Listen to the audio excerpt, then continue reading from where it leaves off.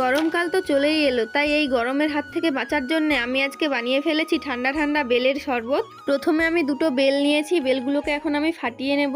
প্রথম বেলটা তো আমার ফাটানো হয়েই গেল, এরপরে আমি দ্বিতীয় বেলটাকে এইভাবে ঠিক ফাটিয়ে নেব।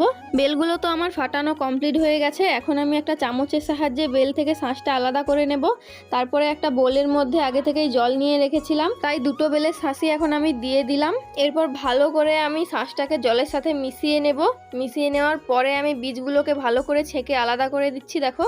আর আমি কিন্তু চিনি দেব না, এই শরবতের মধ্যে আমি দেব বাতাসা। বাতাসাটা ভালো করে মিশিয়ে নেওয়ার পর যখনই শরবতটা গ্লাসের মধ্যে দিতে গেলাম, দেখো কত বড় একটা কাণ্ড ঘটে গেল। দ্বিতীয়বার দিতে গিয়েও সেম কাণ্ড, মোটেও শরবতটা গ্লাসের মধ্যে দিতে পারছিলাম না। এরপরে কোনো রকম গ্লাসের মধ্যে শরবতটা দিয়ে আমি বাটিতে করে কিছুটা বরফ বসিয়েছিলাম, কারণ আমাদের ট্রে হারিয়ে গেছে।